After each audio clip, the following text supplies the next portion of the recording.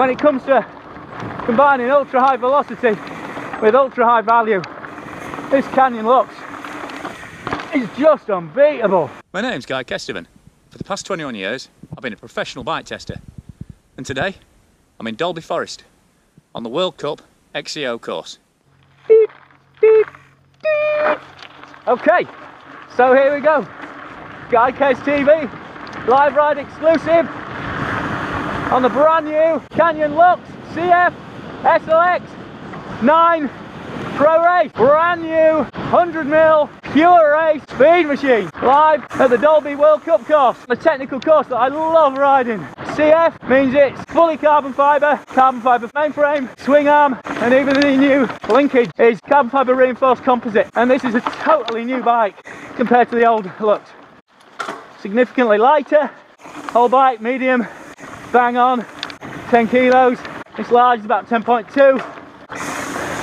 And as you can hear already, really nice wheel set on this. Reynolds 29er carbon rims, Industry 9 hubs, 3 degrees rotation before these bad boys pick up. And when they pick up, acceleration is stellar. Bit more anti-squat than the Torque, the big trail bike. Actually a bit less than the Spectral, because some of the Spectrals still run 2x. It's only single ring, and bearing in mind any racer worth his salt running Eagle is going to run a big chain ring. Ha! Hey! It's actually configured around 36 tooth. Comes with a 34, but it worked with all the way up to 38. Like I say, centered just where a racer would want it. And this SLX version, 180 grams lighter than the SL frame, just a different composite layup. 100mm fork, and that means it's got a properly aggressive head angle. This is a pure race bike. Gonna come through, lads. But as you can see, plenty of soak when you hit a big ramp like that. Really impressive. And short travel dropper on all models apart from the base SLs. So when it comes to a split like this, you're absolutely taking the fun black rooted way down. Thanks very much. Feel that control, unbelievable. Yes. So, how are Canyon pulling so much of control out of 100mm? Well, for a start, it's 107mm, but while everything else has been pared away, you got an 8 gram chainstay protector, sub 5 gram chain guide. They've gone Lux on the shock, definitely. It's a 210mm eye to eye length, 55mm stroke, which means it's got the lowest average leverage ratio of any bike I've ridden, including the crazy old Foes bikes, with shocks that look like they come off a Baja racer. I was talking to the designers at Canyon while I was testing this bike, and I said, did you not think of fitting a shorter stroke shock? You know, something a bit lighter, saving a bit that way. They said no, couldn't do it with a short shock. The whole idea with this is to keep the leverage ratio really low, keep the amount of radial motion in the bushings really low, minimise the friction that the shock is working against. So that means they can run an ultra low level rebound and compression tune on it. So open is really open. Way! Woo! But while the shock starts off 2.7 leverage ratio, so it's really sensitive to the start, it then rises up rapidly to loads of mid-stroke support, and then as it gets towards the end phase, because it's such a long stroke and it's only run at a 1.7 ratio, there's so much oil flow for any given impact. You can properly plough through stuff. So even though it doesn't feel like it's got more travel, if anything, the way it's so supportive feels like it's got less travel. It definitely feels like it's got way more control than 110mm. There's no float or unnecessary motion here. This is all business, all speed. Opened it up locally, went com hunting, which went very nicely, thank you very much, because this is freakishly rapid. And then, because it was the summer solstice, took it on a full-on epic. Because, you know, 2 bottle cages is a rarity on pure race bikes. This will take 2 800s, and it's so efficient that 75k over the North York Moors seemed totally appropriate. And if you want a guide of how mad that was, self at 10 for that one, finished at 4 in the AM, 12 hours later, back out again on it, because I just wanted to ride it again. Not for some macho nonsense, just because it's such a good bike to ride. Just that speed, efficiency, just intoxicating. I have to slow down. I'm running like a lap to tell you how good this is. Keep getting to the top of climbs way quicker than I'm used to. And that's been the story all through riding it. Eagle grip shift, big fan of that. Not used grip shift for a long time, but lighter than trigger shifter and really intuitive. And while that 70-degree head angle can get a bit jackknifey, if you're really braking hard, putting it in places where it shouldn't be really, up switch bikes like that, it's an absolute dream. And even after an all-nighter, still wasn't putting its nose in the wrong place on climbs. And the geometry, unsurprisingly, is derived straight off the Exceed hardtail. So, while it's steep, a nice generous reach, 625 top tube, 455mm reach on the large. As you can see, placement of weight in the front wheel is very assured, considering that's a carbon crown RockShox XC World Cup. For a pure race bike, it certainly gets the descending job done. I was hanging onto some wheels of much bigger trail bikes on Thursday night in the dark. Once you got used to the front end needed some help to stay stable. That's your job, it's not the bike's job. Makes that clear pretty much straight away. Only thing holding me back really was tyre vulnerability.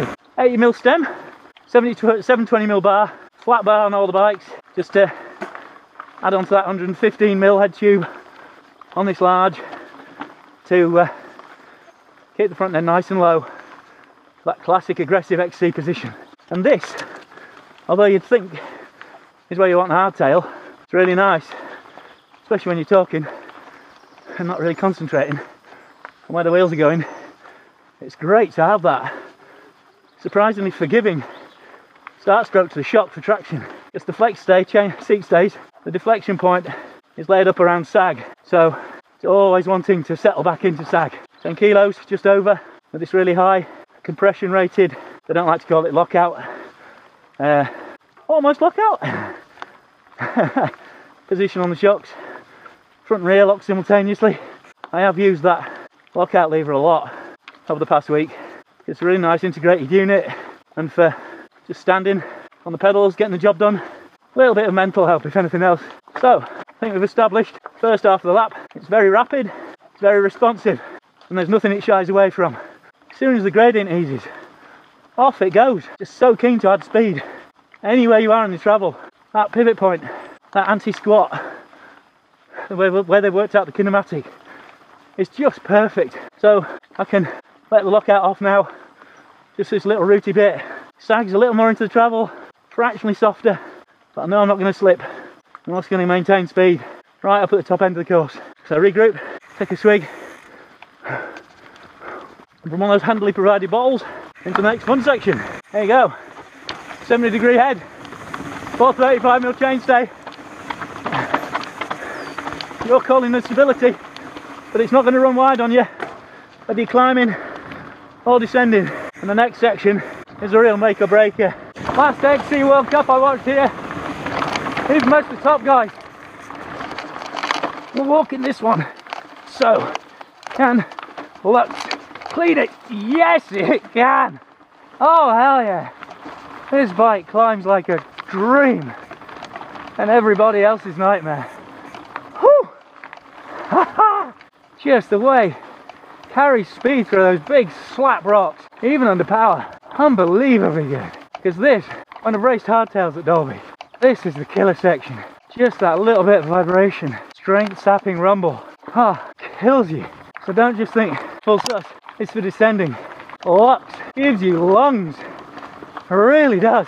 And compared to the other bikes that you're going to be looking at if you're going for a 100mm race weapon, one thing I haven't touched on is the value. This is an absolute premium frame set. Tons of beautiful features in here. Absolutely top end carbon fibre. With the CT scanner involved regularly checking production frames to a level you just don't get conventional visual inspection. This is the SRAM bike. They've got seared World Cup carbon fork, Reynolds wheels, and at 10% more depending on your country, you've got the Shimano XTR Fox bike. It comes with GT Swiss wheels, step shaft, and the latest XTR. So either way, you're getting a stunning machine for about 20% less than any of the competition.